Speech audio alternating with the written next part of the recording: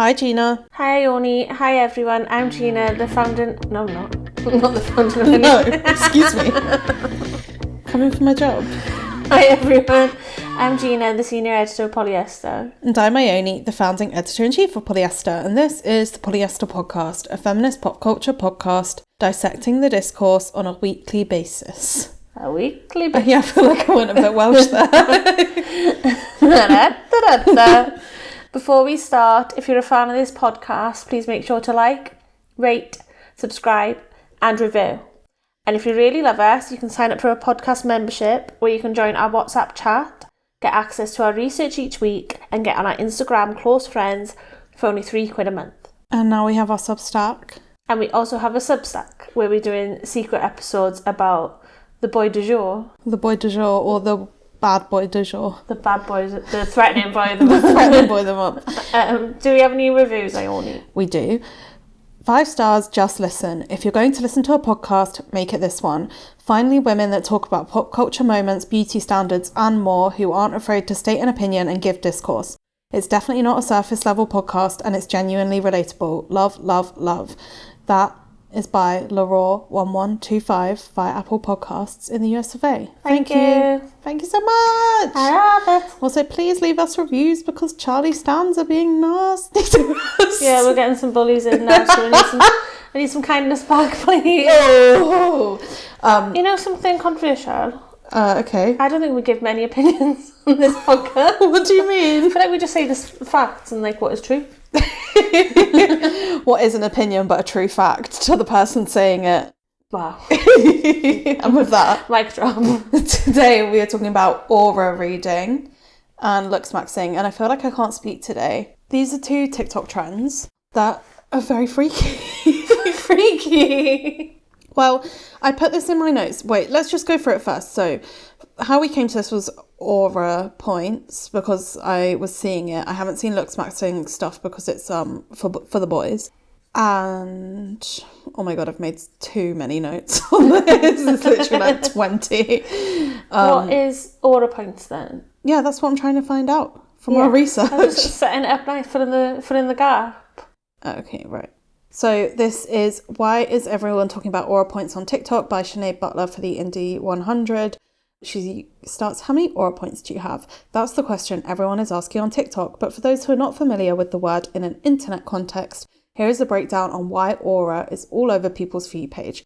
The definition of aura is a distinctive, pervasive quality or character, air, atmosphere, according to dictionary.com. I thought I know an aura. It's that spiritual thing that people go and get pictures taken of, right? Yeah, that's part of it. But like an aura is like your essence. Your air. The air of you. Yeah, like what you like. Oh. Yeah, like, oh, she's got a glowing aura. She's got a very kind aura. Yeah. But I feel like most people know it in the context of like going and getting your aura taken, which is like a photo you get taken that shows different colours, and apparently they show you like what parts of your personality or like what makes you or whatever. Have you ever had one? No, I've never had one. I've always wanted one. I've had one. I think, what colour were you? Can't remember. It's like a mood ring, isn't it? It's like just kind of pointless. Like, yeah, it's you're just definitely gonna get whatever. Yeah, it's very much, I think like aura before this was just like a woo-woo thing. Like a spirituality sort of. Yeah, that's like what thing. I mean, it kind of still, well. Like, or you'd get like a crystal and it would heal your aura. Like, yeah. like a buzzword for that kind of world. Mm-hmm. So the article goes on to say, this current trend sees people keep this meaning in mind and apply hypothetical points, whether it's losing or gaining, depending on the scenario of how great or terrible they are at something. This kind of reflective ranking has been popular in sports communities such as football as far back as in 2020. As far back, Jesus Christ. The New York Times referenced aura when writing about a Liverpool player, which reflected on the notion that mistakes matter less if you have an aura around you. To understand the aura point system, you need to know that you add aura points for every good thing you do, while you deduct points for anything you do that is bad. For example, TikToker M at Hot Blockchain wrote, how many aura points did I gain when he called me an idiot and then applied to my school and got rejected, which got 2.3 million views. When Hayley Jackman posted, how many aura points do I lose for hating her over a boy I literally have, has been views 800,000, I can't say numbers that big. 842,000 times. Thank you. And then another example, how many aura points did I lose when she saw me cry for the first time at Caden is Cold, asked in a video which has over 500,000 views. So it's like, basically it would be like, oh, I tripped over in the street, how many aura points did I lose? Or like... Yeah, I got a girl's number, how many aura points do I win? Yeah. Again, I think this just goes back to like what we were kind of saying, and it goes into Looksmaxxing, which we are also discussing in this episode. It's like the gamification of everything. Like, also there's two points. So like like as if anything has... We're obsessed with adding meaning to everything, so it's like everything you do must have a meaning. Like, I know this is historically the case, like everything happens for a reason vibes, but this is that on like a very minute level. Like, oh, every single tiny little thing you do affects the type of person you are, which I suppose like on a level is true, but this just seems like a deeply narcissistic version of it in terms of documenting and having to like speak about it. It's just wildly immature and like self-centered, I think, as well. Like, why? Like being like, I just think like as you get older, or like certain personalities, like when you're a teenager, like something like, oh, I accidentally said to the bus driver like I love you, like just haunts you for like weeks. And now they can be like, you lost, how many aura points did I lose for like this interaction? And then it kind of absolves themselves of that like embarrassment. Do you think? Oh, what, because they're like owning it? Because yeah, they own it, they put it into that public sphere, and then other people being like, lol, I've done this, and then just getting like gratification from it. So why is that? That sounds not that bad. Well, I think it's a bit like you're making it more of a thing as well. I think it's... Whereas like before, like if I'd done it, I would just shrug it off and be like, whatever, and carry on with my life and never think about it again.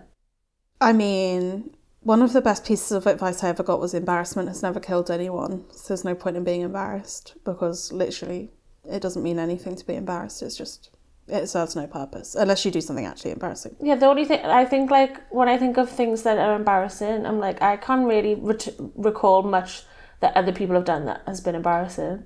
I could reel you off a list. No, I'm joking. Kind. Sorry.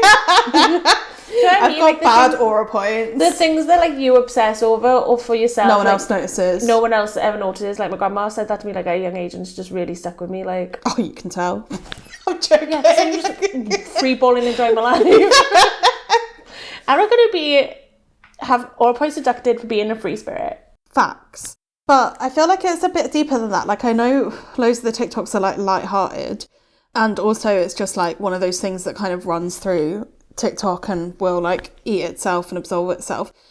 But I thought it was interesting the speed at which like brands have already picked up on it. I made a point in the notes, but yeah, the Labour Party's done it about like Rishi Sunak losing aura points. Crazy like literally. Oh, okay. So Crocs posted a TikTok earlier this month of black Crocs with the toe-shaped decorations captioned DIY aura points.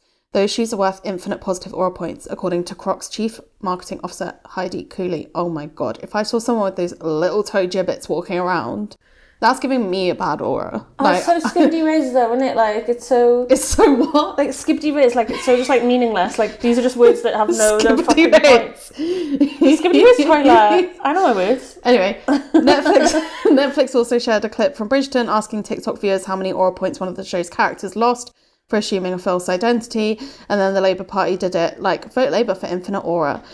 And then, so two things. So, yeah, there's kind of like this brand thing, and it's like, oh, you've got good aura for, like, if you have the right opinions about things. Yeah. But then it's also, why are you laughing?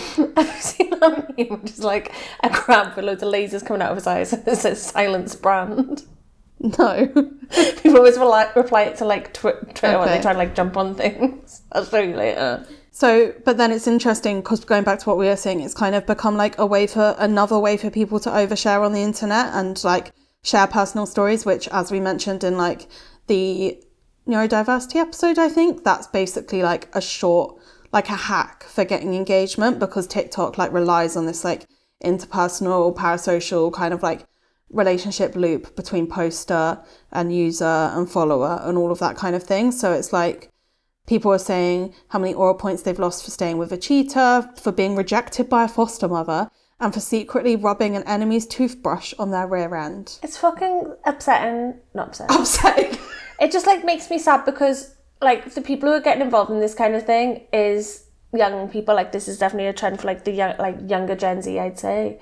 And then they're trying to outdo each other with the most fucking harrowing thing that happened to them. It's their version of the personal essay. Yeah, and adding just, like, this Aura Points, like, tagline to it, because then they know that it'll get, like, shared through the algorithm. But we've said this so many times, like, your digital footprint now is forever. So, like, if you put up, like, a fucking TikTok talking about the time that, like, I don't really want to come up with a really miserable, disgusting example. You've seen the kind of videos that people do, like a 12-part series about, like, the worst trauma they've ever had. And then they'll end up being like, lost all my Aura Points because of that, lol. Like, they're trying to, like, put a brave face on it, but that'll follow you now, like, anytime I search your name or, like, find out. I don't know if I, like, ascribe to, like, everything on the internet comes back to you. Yeah, but I do think, like, people are more sleuths for each other than ever now. Yeah, that's true, but I feel like if so many Gen Z and, like, younger people are acting this way, then there's just, like, what's it called? Like, the Overton window's just shifted. Yeah. But I think what is, like, that's concerning in a way, and I think what it leads into is that even though it's kind of jokey, it's also kind of serious, which I think is what, like, bridges this with Looksmaxxing as well, because we'll get into it. But I feel like over the past few months there's been so much discourse and coverage around, like, cores being over, microtrends being over, all of that. Like, we haven't seen a core in ages, a new one. But that was, like, relatively surface level, do you know what I mean? Like, obviously it had, like, different, like, problems, and it wasn't just, like, all fine, and, like, different complexities, which we covered. But it's like now we're kind of moving away from aesthetics and, like, into actual morality, and, like, ascribing morality to different types of behaviours or different types of people or different types of, like, ways you look, which is, like, more in the second part of this podcast. And, like, that's a really weird way for TikTok to go, I think. Yeah, I don't think we're very far off from being like, I've got thin lips, minus Aura Points for me. Oh, I'm sure that's already happening somewhere, but it's not even just about the looks. It's like, as you said about everyone being sleuths, that's true, but it's like everyone's a cop on themselves. Yeah, exactly. Like, everyone's just way too fucking honest. And we're like, because I know... honest, like, just... Not honest. It's bill spinning? It's like shaming. Like self-shaming, but in the wrong way. Yeah. Well, it's like, there's a bit in the research where someone used the word self-commodifying, and I was like, we are at that point now. We've been there. We've been new. Do you know what I mean? Like, I feel like this is, like, even beyond that, because it's, like, before, self-commodifying was more about, like, aspiring to be someone because of their, like, lifestyle in terms of, like, material value, whereas this is, like, about aspiring to be someone because of how good they are as a person. And, like, I feel like once you get into morality, you're, like, down a really slippery slope that, like, eventually leads to, like, fascism and eugenics. No, yeah. I'm not saying that, like, aura points is that deep, but, like, the way that Gen Z kind of, like, and younger process their own lives, as you said, it's, like, not internal, it's always external. So it's always, like, seeking this external validation, whether that's in a good way or a bad way. So I feel like the way in which people are literally processing their own actions is changing because of trends like this. Whereas, like, oh, okay, if you were, like, deep into bloke core, you bought a football shirt, not really the end of the world, is it? Let's be honest. Yeah, exactly. Like, it's not good for, like, you know, fast fashion and stuff like that. But I mean, if we're talking about, like, moving on from that, it's like we're not necessarily moving on into something that's any better at all. In fact, it's, like, a bit worse. Yeah, it's far more insidious. Yeah, I feel like it can really get under people's skin and, like, actually cause issues, which is what we're going to talk about in the second half. If you would like to take us to our break, Gina. This is the break. Welcome back from the break. So, fuck me. So it's like a kid being allowed to press the button in the lift. In it. Like, right after you kicked off once about not being able to do it, I feel like you have to do it every time now. So what are we talking about in the second half of this podcast? We're talking about Looksmaxxing, which is like the boy version of all these things. No, I'd say it's worse. The boy version? It's not really the boy, but the boy version of what? Of, like, the current boy trend. Yeah, but not really. But okay. Yeah, but no. So Looksmaxxing is basically very incel adjacent. It's like manosphere adjacent. It kind of has grown out of the ongoing obsession with Patrick Bateman in American Psycho, and, like, the way that the forms in which he took self-improvement so seriously. So, you know, young men on the internet, and apparently this was more delegated to forums and like incel communities and has now kind of made its way to TikTok. It's just like men basically doing what women have had to do forever, but it's, I don't know, let's not, I don't want to say that in a way that's mean or anything, but it's like tweakments or like extreme dieting or like extreme gymming or like all of these extreme things to reach a body ideal basically that makes you biologically and like, what's the word, objectively, in inverted commas, like the best man you can be. Yeah, so it's born out of like incel culture of classifying men as being like chads or beta. So like a chad is like this beautiful muscular man who like gets all the girls and like has riz. And then a beta male is like... Riz is such a funny word. Just throwing out all my slang today. Has riz. And then like the like beta male is like, maybe he hasn't got a strong jawline. He's a bit chubby. He's not like the ideal what a man should be, and that's why he struggles to get sex and like girls in that order. It's interesting as well that it's kind of like come from the incel and manosphere and communities, because like traditionally they put the blame on women, whereas now they're like, no, you need to self-improve into getting shagged. Yeah. So there's like loads of weird little terms and like influencers that are specifically delegated to Looksmaxxing that have become like famous just for that basically. Although what I will say is I am a bit dubious of like the actual widespread popularity of Looksmaxxing. You know how like going back to the cause, like when it was a core a week, it would basically just be started by a magazine at that point to like push a trend, or like PR started inventing cores, etc, etc, etc.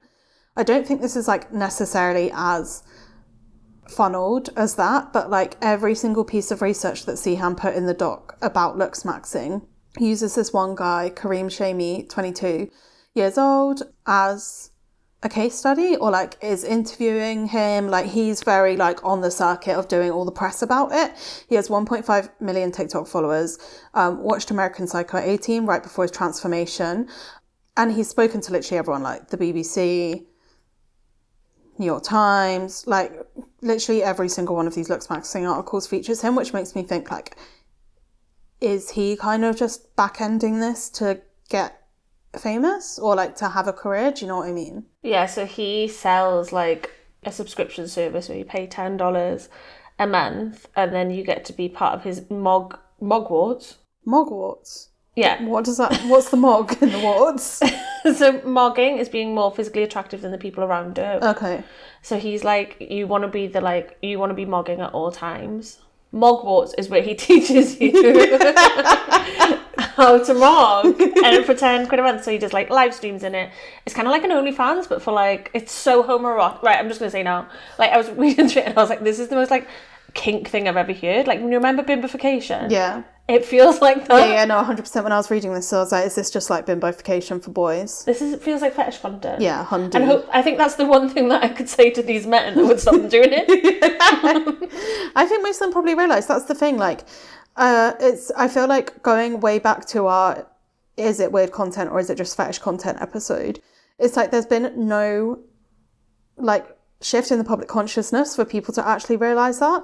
Like, people still can't see the wood for the trees when it comes to what fetish content is or not. And like, at the end of the day, on the internet, if it's making these people money, I don't think they necessarily give a fuck. But also, like, boys are doing this genuinely because they're like developing psychological issues. So I don't think that all his audience are necessarily like there for the there for the gratification of it. But I think that a large part of it will be 100%. Oh, definitely. There's like such like psychosexuality thing going on. Mm-hmm. But yeah, so you sign up to Mugworts. And he does like live streams. You get like access to like a bank of videos that'll show you like how to moo. Like what moo, please explain. Mewing is when it's sort of like some man in England, like some dentist who was sick of braces. And he was in his 90s. And he was like, right, instead of having braces, if you just hold your tongue to the roof of your mouth, which I've seen loads of girls doing for like posing and stuff as well. They're like, this is what all celebs do on the red carpet. It's like me, their jawline. It's so jawline focused. Yeah. Basically mewing You hold your tongue to the roof of your mouth. Your jawline looks a bit tighter. They call it an exercise that reshapes your jaw to the point where like it looks masculine. Mm-hmm. So he's given out mirroring exercises. He's given out fucking, this is the diet you should be having. This is the kind of hair colour you should have. You should be doing this haircut. You have brown eyes. You should have green contact lenses. If you want to wear glasses, if you have to wear glasses, get some round glasses for like your softmax days. Like it's just so fucking mental that like men are only just like being taught this stuff, whereas like kind of women have kind of been like is there going to be a body positive movement for men soon? It's like inbuilt to women basically, like from when they're like 9 years old. Yeah. There's a quote in the research that it's in this article, which is Young Men Seeks Answers to an Age-Old Question, How to Be Hot by Joseph Bernstein for the New York Times. And one of the lines is, in other words, the self-facing camera has finally turned the male gaze on itself. Pow, pow, pow, pow, pow, pow. Tell him. But yeah, it's interesting because there's that quote that Eden always used to like, where it was like, inside you as a man watching a woman or whatever. Yeah, the Margaret Atwood one. Yeah, but now it's like the men are realising there's a man watching a man inside them. Yeah, because they've all just like, they're all being like, right, the society's fucked, like take the red pill, you can see like it's fucked, like women have all the power, so like how do we respond to that? And then it's just so funny. Like getting really jacked. Like, let's assimilate. Let's just assimilate. Like they've like so corrupted their own brains, being like, the Chad is the ideal man, I need to be that, without like getting to like the, you know, like that meme which is like men take mushrooms and like have all these thoughts that like women get when they're 10. It's just like they haven't reached that point of like being awakened to the world around them by being like, this is the ideal that has been created by the matriarchy of like what we need to be.